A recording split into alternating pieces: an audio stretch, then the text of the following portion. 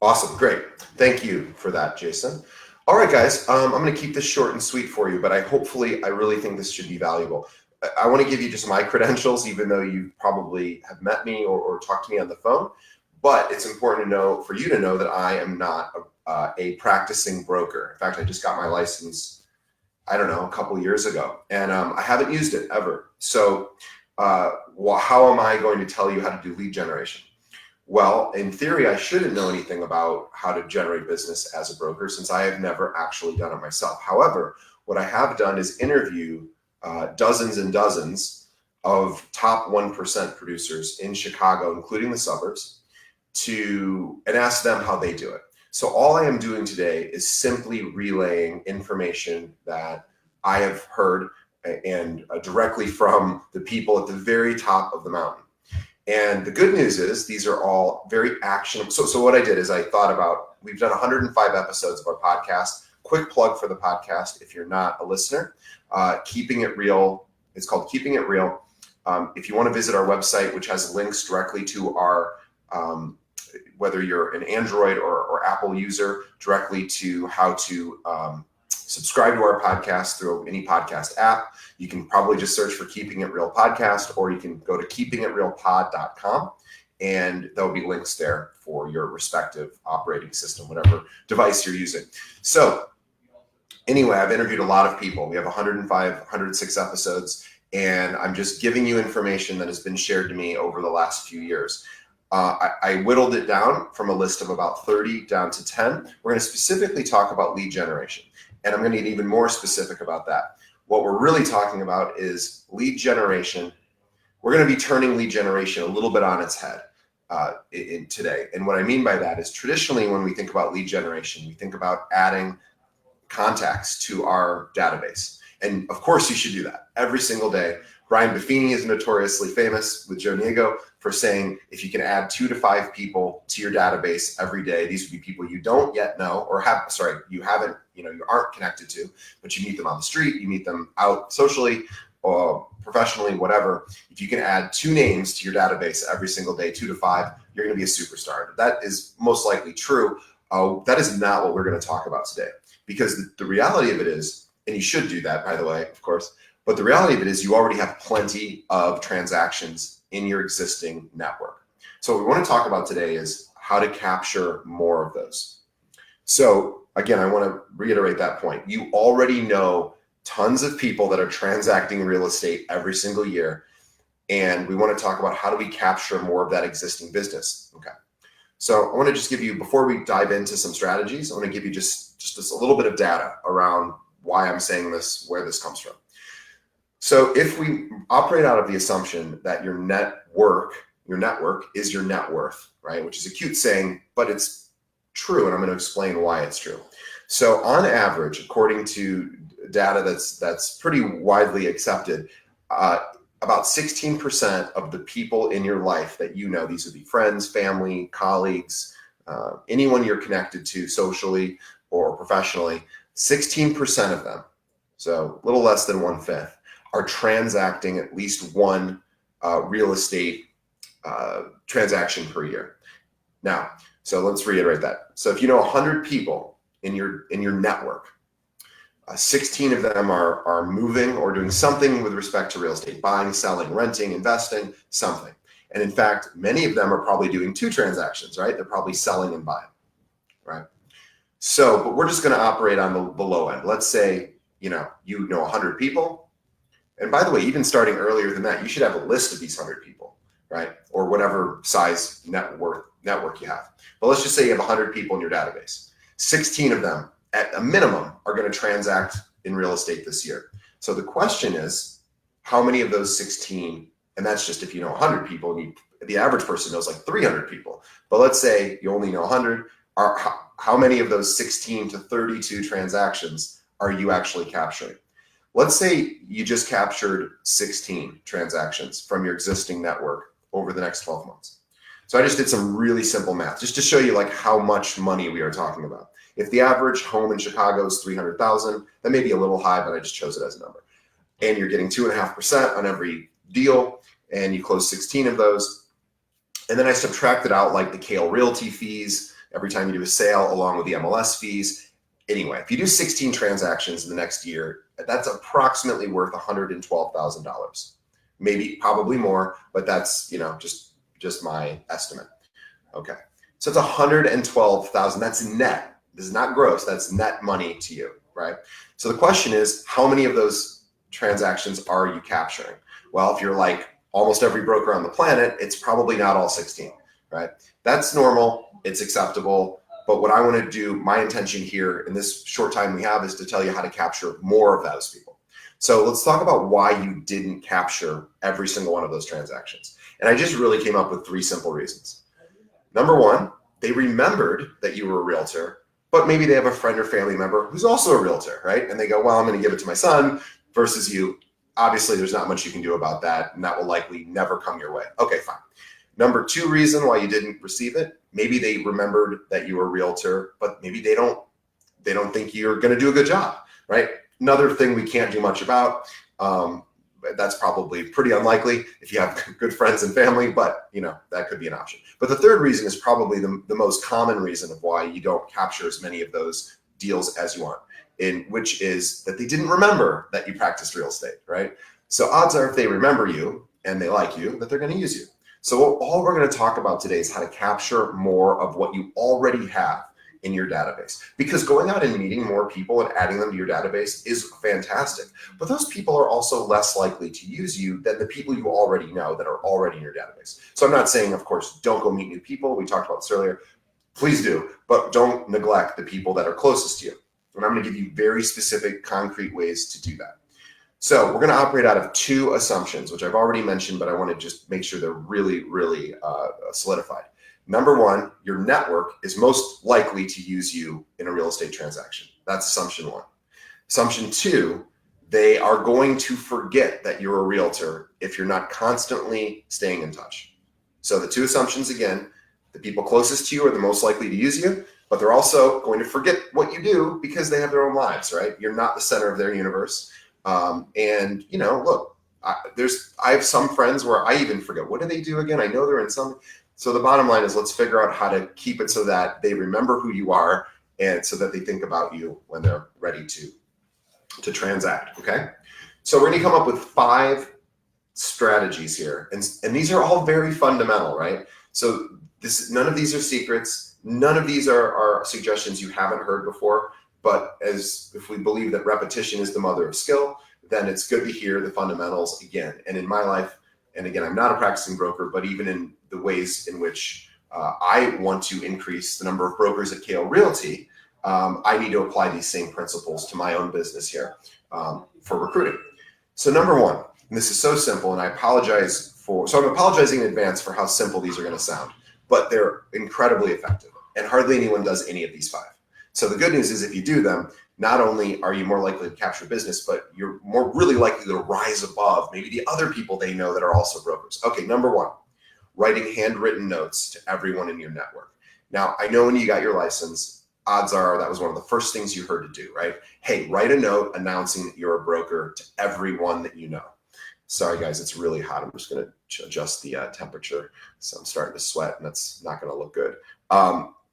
So what we want to do is we want to write notes. Now, if you've already done this, great, do it again. Do you know, I was thinking about this myself. So I have an accountant, got a mortgage guy, I've got a financial advisor, I've got doctors, dentists, whatever, insurance, lots of different professionals that earn fees from me, on a regular basis. Do you know how many actual handwritten notes I get a year outside of my family? Is probably 2, maybe 1, really. So the reality of it is, most people, this is a lost art. It's very well received. I don't need to tell you that. We all know how nice it is to get a true personal note. So even if you've been a broker for 10 years, great opportunity to write every single person you know and say, hey, I just wanted to remind you, if you ever need help with anything, that would be great. Or if you're brand new, hey, I just got my license. I would love to help you if you ever need help or if you know anyone that needs help, etc. So that's a really simple, kind of almost throwaway one because it's so simple, but please do that. Write 2 to 5 notes a day. You'll get through within a couple of months, you'll get through all of your network, and you should be doing that I would say at least once a year, right? Make it a goal to write every single person in your network handwritten note once a year. What do you say in the note? Aside from, hey, I'm a realtor, just remind them, hey, I would really be honored to serve, to help you. Just again, what we're doing, by the way, all of these things that I'm going to be suggesting they all build on each other. One in and of itself is not going to get it done. So that's really important. So just writing a handwritten note once, it's nice. It'll probably get you a deal or two, but what's going to happen in 6 months? People are going to forget that they got the note, right? They're not going to remember you. Well, they might remember you, but they're not going to remember you based on a note from 6 months ago. So write your note once a year. And I promise these get better along the way. The first one was kind of a simple one, but number 2, this is also simple and also nobody does it. So it's a great one. Send a monthly postcard. So you guys have probably seen advertising statistics that say advertisers need to hit you with a constant message anywhere from like 20 to 30 times before you ever take action, right? Billboards are based on this principle, television commercials, radio commercials, print ads, it's branding, right? So what we want to do is come up with ways in which we're hitting people at all different angles in all different mediums consistently. So the handwritten note is number 1. Number 2, monthly postcard. Now, there's some really good news about this one too that don't apply to the other some of the other ideas. And this one, well, number 1, this one costs a little bit of money. So does the first one, writing personal notes, but you can find personal notes pretty inexpensively on Amazon. Postcards tend to be a little more expensive because you have to get something printed and then of course you have to mail it out. So it's just a bit more expensive. And I did some quick math earlier today on the average postcard, and I prefer the oversized ones, the ones that you might get in the mail when a realtor, as sometimes you get those from realtors. So those are okay, by the way, too. But anyway, the good news about doing postcards is oftentimes these can be co-branded with a lender. So if for example, we have a great relationship with Joel at Guaranteed Rate. And he does this all the time for brokers all over, the industry. So what he'll do is he will co-brand and co-sponsor and pay for either some or all, depending on, what he's got available, the opportunity for you to do mailers to your network. So what would this mailer look like? And I got this idea from a Keller Williams broker that I interviewed on the show. This is how he built his business. So I'll tell you a quick story of how he did. What he did. Well, first of all, let me talk about why he did it, because it's actually kind of a neat story. He's a very nice person, and he's also not very aggressive, and he's also not very salesy. He's just a nice guy who's not really sales focused. He's not all that outgoing. And he thought, how do I keep reminding my network, right? By the way, I only get postcards, real estate postcards, from people who I don't know. Think about that. You probably get them too. I never get them from people I know. It's always like somebody I've never heard of. So you're going to be sending these to people in your network. So what he did is he's saying 2 assumptions. The people in my network are most likely to use me, but I just got my license. So how are they going to remember me? So he actually sent them a postcard every week for 52 weeks. And it was different every time. And he actually paid for it all himself. Okay.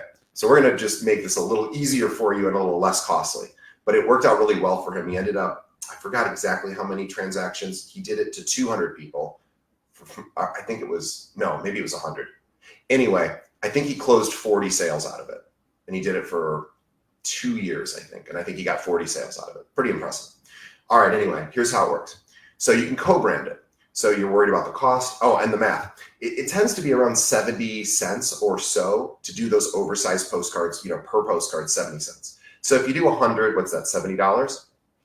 Okay, that seems pretty doable for the average person. But also remember, you might be able to co-brand it with a lender. So if you have a lender, or reach out to Joel Schaub at Guaranteed Rate, he might be able to help you. Or just anyone you've ever done a transaction with that's a lender. Call them and say, I want to try to get more transactions. Here's what I'm doing. It's my network. Can you help me? They'll want to put their name on it, but hey, they're going to pay for it all even better.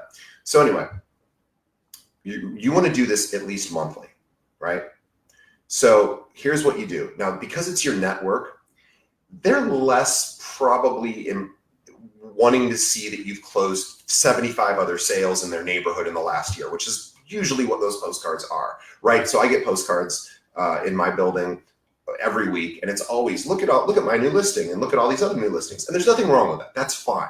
But these are people that already know you. So if it was me and you have a little bit of creativity, and if you're not wired for creativity, then just post like, hey, here's some listings I've done. But I think most people don't really care that much. I think they'd rather see something cute or funny. So you can just say, hey, just a quick reminder that I'm a broker and would love to help you if you ever need help or whatever. And you can just make a funny message. And the guy that I interviewed from Keller Williams, who did this every week, he made a super funny message every single week. He just made it like a text and just wrote something goofy. And, imagine getting one of those every single week for 52 weeks. Like, there's no way anybody would forget you're a realtor, but that's pretty expensive. And that's a lot of work. But it does work. So just do that once a month. Send a postcard, and make it funny or silly, or don't make it funny or silly. Just say, hey, this is what I do. This is how I can help you. All right. Pretty simple. So here's what let's recap the last two ideas. We've done a handwritten note, and we've done once a year, and we've done the monthly postcard. So now we're up to 13 times you're going to touch your network in the next year, right? And you're doing it in two different ways. One very personalized with a handwritten note, one not so personalized. And by the way, of course, everybody's going to throw away your postcards within 5 seconds. That's what's going to happen. They're going to get it, but they're going to look at it before they throw it away. If you mail them something, now a handwritten note, those always get opened. But if it's and by the way, handwrite the envelope too, the address. That will absolutely guarantee that it gets opened, right? Don't mail merge it. Spend the extra 20 seconds to write it out. But anyway, postcards, of course, they're going to get tossed. That's not the point. We want them, they're going to get tossed. But they're going to look at it. I look at every single postcard I get before I throw it away. So does everybody else. Okay. Number 3, we're going to send a monthly email. Okay. So now we're up to 25 touches in the next year. What is the monthly email going to say? Up to you. Really doesn't matter. I wrote an article for a magazine once called Nobody Wants to Read Your Newsletter, because nobody wants to read your newsletter. But is it a bad idea to send one? No, it's actually a good idea. It's, there's more creative ways you can send emails, but newsletter is fine. Or it doesn't have to be a newsletter. Just send out something. I don't care what it is. Send them an email once a month, and don't just ask for business. Come up with something cute. There's a great service that you don't have to use this, but I'll tell you what the service did, and you can appropriate it yourself, and it will take you no more than 1 minute a month. This, by the way, is a 1-minute project. Go online every month and look for a wacky news story about what's going on that month. So right now it's we have Labor Day this weekend. So if it was me and this was the time I was sending my monthly email, I would just do a search for funny Labor Day story. And I would find it and I would just put a link to it. So this company, they would do that for you. They would find wacky stories and send it out to your audience via email. And you can absolutely use them, or just Google funny Labor Day story, right? Or funny back to school story or whatever. And just write, hey, so-and-so, I know Labor Day is quickly approaching. I saw this funny story and I wanted to share it with you.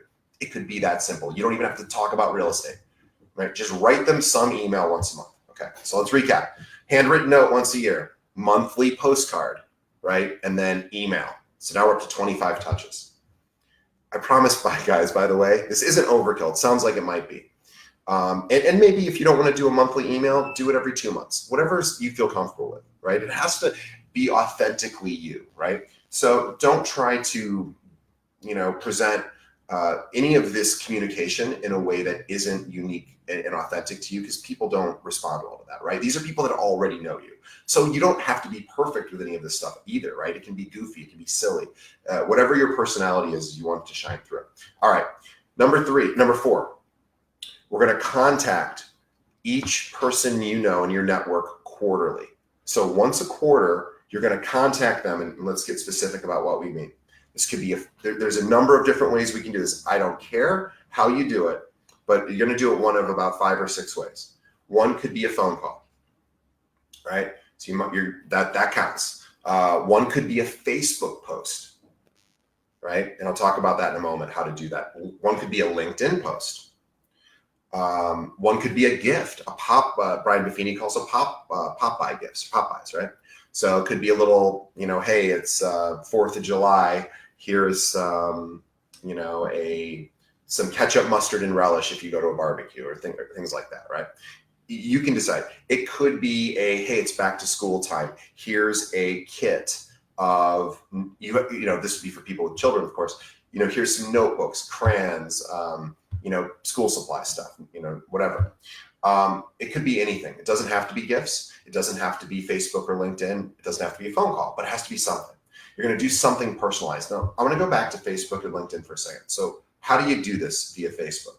Well, it's actually pretty easy. You should be connected to all these people already on Facebook. And if you're not on Facebook, just get on Facebook. It's really simple, right?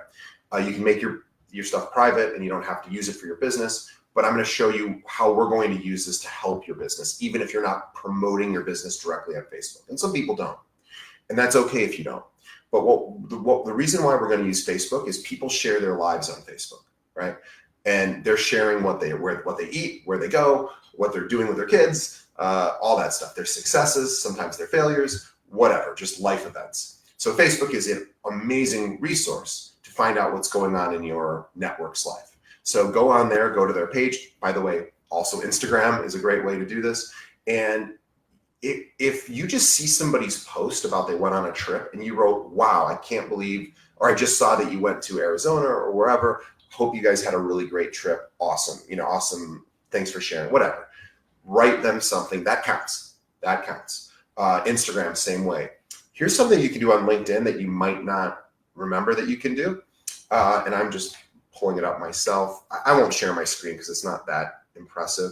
But what I wanted to do is show you or just tell you where this is located on LinkedIn. So if you go to LinkedIn, I think it's, I don't remember, so I don't want to give you the wrong info. It's not in your feed, it's in your notifications. So if you go to linkedin.com, you'll click on notifications.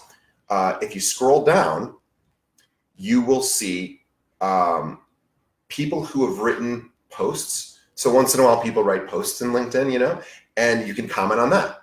Other times people have birthdays. And by the way, I don't think writing a happy birthday counts. Everybody does that. It's not unique. You're not going to be remembered for that. You should do it because you want to wish somebody happy birthday, but let's not count that as an opportunity to connect with somebody. Unless you call them and say, hey, I just saw it was your birthday. Happy birthday. Hope you're doing something great. Now that is huge. Very few people will ever do that, but don't write it. Don't just write it on Facebook or LinkedIn is my point. But anyway, here's what else is on LinkedIn aside from birthdays. People starting new jobs. So if you just scroll down, I guarantee you will see so-and-so just started a new job, right? They call it starting new positions. So you would contact, and again, to me, I would reach out with a phone call. Hey, I was just on LinkedIn and I saw you started a new job. Oh my God, amazing. Congratulations. I'm so happy for you. Keep me in the loop. Don't even mention real estate, not relevant, right?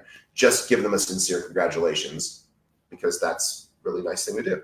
Also, work anniversaries are on here too, on the same list. So that would be another great phone call. And by the way, you can message the person too via LinkedIn or Facebook. It doesn't have to be a phone call. I just think phone calls are great because very few people do them.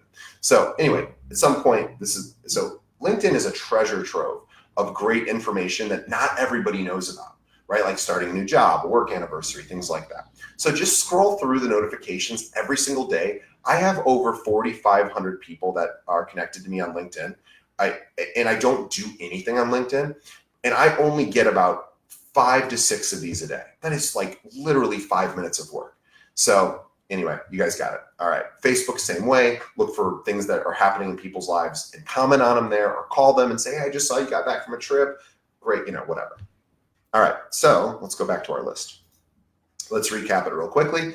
Handwritten note once a year, monthly postcard, monthly email, and now 4 times a year, we're going to be contacting the person either via telephone or via social media, and we're going to show up at their place and drop off a little gift, those kind of things. By the way, guys, what we're doing is we're putting credit in the bank for eventually when they decide to use you. There is something called the law of reciprocity, which you're probably familiar with, which basically says the more you do for other people, the more obligated they feel to help you. Right. And it's if you do it in an authentic way, it will never be seen as salesy because it shouldn't be, because people don't typically respond well to that. Right. They want authentic relationships. Right. Whether it's, people you're just meeting for the first time or people you've known your whole life. Right. Authenticity. So but same point, we need repetition. So now if we do 4 contacts a month, we were up to 24 24, 25. Now we're up to 29 touches in a year, 29.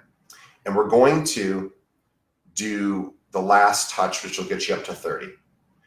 Once a year, you're going to take every single person in your network to coffee or lunch or whatever. You're going to go out with them. And I'm going to give you a script that was given to me at a previous profession about 15 years ago. And it was so simple and brilliant. And oh my gosh, I promise this actually not only will achieve our goal of your network remembering you, it's actually going to add more people to your network. So this is a huge, huge thing. And again, if you have a big network, this is going to be a couple times a week. But hey, for $15 for coffee for 2 people or $10 or whatever it is, oh my gosh, the return you'll get on this is insane. Here's what you're going to say. And you're going to do this just with everybody. Maybe once every 2 years is even enough, but you're going to do it. Just get through it once is a big deal. So here's what you're going to say. You're going to call up anyone in your network who's local, and you're going to say, hey, can I take you out for coffee? I'm currently reviewing my marketing plan for my real estate business, and I just wanted to throw a couple ideas at you. I thought you might be able to provide some help, some guidance or advice. So let's say that again. Hey, I wanted to take you out for 15 minutes for coffee if you have time. And I'm coming up with my marketing plan, and I wanted to get your thoughts on it because I think you probably have some advice for me. Now, I could talk about this for 2 hours because the training where I learned this was actually a 3-hour training. And it's so it's actually sophisticated in what we just said. So I won't go into the psychology of why that's powerful, but people like to be asked for advice is the bottom line. And they're your friends, so they're going to want to do this anyway. I learned how to do it with people who I barely knew, and that was much more difficult. So you're just going to say, hey, I want to run some ideas by you and just get your thoughts on it. So here's what you're not doing. You're not asking for business, and you're not putting them in an awkward position where you go, hey, can you give me the names of 3 people that are buying or selling real estate, right? Never do that. Or at least I think you should never do that. That's my advice. Because whenever somebody's done that to me, I get really turned off. And I'm like, I don't, if I know somebody, I don't know anybody right now. That's me personally. So if you're the kind of person that's comfortable doing that, great. But I wouldn't do it. So here's what we're going to do instead. You're going to meet them for coffee. And you already know things about them. And they're already part of your close inner circle, right? Or some sort of connected circle. So these are people that you probably like and who probably like you. And my guess is you'd like to work with more people who are just like them, that you like and who like you, okay? Like attracts like, we know that, right? So you're going to sit down with them and you're going to say, hey, so let's just use an example to make this really specific. Let's say the first person you choose is, let's just pick a profession, a bus driver. It does not matter what it is. Doctor, lawyer, bus driver, flight attendant, whatever. Doesn't matter. But let's just say bus driver. So the person works for the CTA and is a bus driver. You go, hey, I'm currently working on my business plan this year. And, you're a good friend of mine. And I kind of thought about it. And I went, God, there's a lot of bus drivers in Chicago. And if there are any that are like you, I would like to work with more bus drivers. Now, by the way, you can do this with all your existing clients too. So anytime you close a sale, so I'm going on a slight tangent here. When you go on once you close a sale or a rental or whatever, go back to that person a month later. Say, hey, can I take you out for coffee? Actually, we're going to use, anyway, you get the idea. So you can use the same script for that. But let's say, okay, the person's a bus driver. You say, I would like to work with more bus drivers, but I'm not connected to bus drivers, but you are. So I'm just curious, if you were me and you wanted to work with more bus drivers like you to help them buy, sell, rent, whatever, do you have advice on how to get in front of more bus drivers? Or what would you do if you needed to get in front of more bus drivers? And I'm just using them as an example because my guess is that person knows where bus drivers hang out, what they're like, how to get access to them. And they might even say, oh, well, you should come hang out with us. We're on a softball league and you can come meet some of the guys, or we hang out at XYZ bar once in a while, or, we all eat lunch together, or before or after work, we have this little area we hang out, whatever, right? They're going to tell you, and they might say, I don't know, I never see any bus drivers. That's okay. They might not have a good answer for you. But if you do this with every single person, So I had somebody who did this once for nurses. So it was a she actually. She went to a client of hers and said, "Hey, you were such an amazing client. I want to work with more people like you." What I mean by that is nurses. Like, I don't know any nurses other than you. Do you have any suggestions for me about how I might get in front of more people like you, more nurses? And she goes, "Oh yeah, we eat lunch together at our hospital." And I don't remember which hospital, but we eat at 1 o'clock every day. There's like 30 nurses. We all eat together. Come over and say hi. I'll introduce you to everybody. Now imagine that. One simple question. The person now gets to go and meet 30 people that are all connected to that one client. So you're going to do this with your network, who's even more likely to want to help you, right? So I know I'm talking a lot about this, but think of how powerful this is, right? If I was a smarter recruiter, I would sit down with every single one of our brokers and go, "I want to work with more brokers like you," especially if they came from another firm, right? I should do this. And say, "Oh, I want to work with more Jameson brokers or At Properties or Baird and Warner. How should I get in front of more of them?" Now that I'm thinking about this, I'm going to make the note to do that. So you get the idea. So the question is, first of all, can I take you to coffee just for a few minutes? I'm working on my marketing plan for this year, and I thought maybe I want to run a couple ideas by you and just get your thoughts and get your advice. Everyone's gonna say yes. Then when you sit down, "Hey, I was looking at my business plan. I want to work with more X just like you." So it doesn't have to be their profession, right? It could be Nick, our owner, is a hockey player. When he first started, one of his big sources of referrals were the guys on his hockey team. I think he worked with 8 out of the 11 people or something like that, right? Almost everybody, and he sponsored the hockey team and all of that, but they just all knew him. They were his buddies. They played every single year together, right? So anyway, it could be like, "Hey, I want to work with more hockey players," right? I play tennis. I might want to talk to some of my tennis partners and go, "Hey, how should I get in front of more tennis people?" And they'd be like, "Oh, come to the club and hang out at, whatever event." So anyway, the bottom line is you don't know what they're going to tell you. And sometimes, like I said, they might not have a suggestion. They might go, "I don't know." And you say, "No problem." And then you just enjoy your coffee. So you're not going to necessarily get a hit every single time. But again, that question is, I really want to work with more X just like you. If you were me, how might you do that? Do you have any thoughts about how to get in front of more people like you? Pretty simple, right, guys? So I promise you, do this. This may be, in some ways, the most helpful way to add more people to your database, right? Obviously, we all want referrals, and if you do a great job, you're likely to get them. But here's a way to facilitate referrals because you're asking people for their help. So, all right, I'm going to cap it here because we just crossed over right about 40 minutes, and I'm going to answer your questions. So let's just recap for the last time. How do we get to 30 touches in a year for every single person in your existing network? And remember, here's what's at stake. 16 to 32 transactions are already going to happen. They're already happening with the people you know. And here is, and based on the numbers I ran earlier, it's anywhere from $113,000 to $226,000 in actual net revenue without adding if you do the fifth thing where you take people to coffee, you'll be adding people to your database. But anyway, you get the idea. That's what's already happening in your existing database. So let's go through the 5. Number 1, every year, handwritten note, at least one. And the more, the better. If you want to write 4 handwritten notes a year, even better, but at least one. Number 2, monthly postcard. How are you going to pay for this? Well, it's not that expensive. Or you co-op, or you get a lender or an attorney. Doesn't have to be a lender. Any ancillary business to real estate typically will help with these. So that's monthly. Number 3, email, monthly.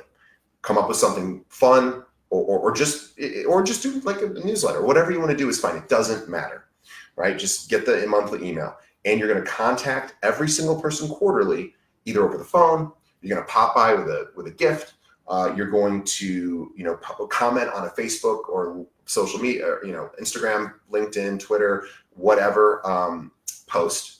And then the bonus tip or the 5th tip is you're going to meet everyone for coffee. And you're going to say, "Hey, I want to work with more people just like you. If you were me, how would you do it?" By the way, don't say, "I want to meet more people just like, I want to work with more people just like you." That's not specific enough. And people might not know how to answer that.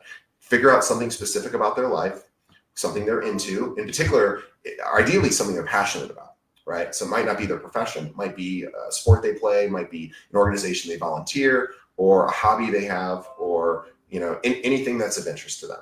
You can say, I'm going to work with more X, just like you. If you were me, how might you do that?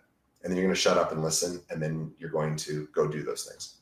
So that's all I got today, guys. I'm going to go to the post and see if there's any questions. I think we don't have any questions, so even better. Let me just double check. If there's any questions, go ahead and add them now. Otherwise, we will just end this. Sorry, I'm just turning down my volume. And I plan to do these on a regular basis for you guys to help you.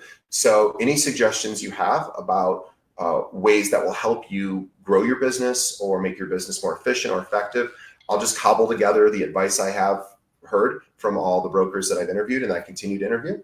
By the way, listen to the podcast. You'll hear it directly from the people who helped build this presentation. So other than that, guys, thank you. We appreciate you being a broker at Kale. And if you need anything, don't hesitate to reach out. All right, guys, thank you.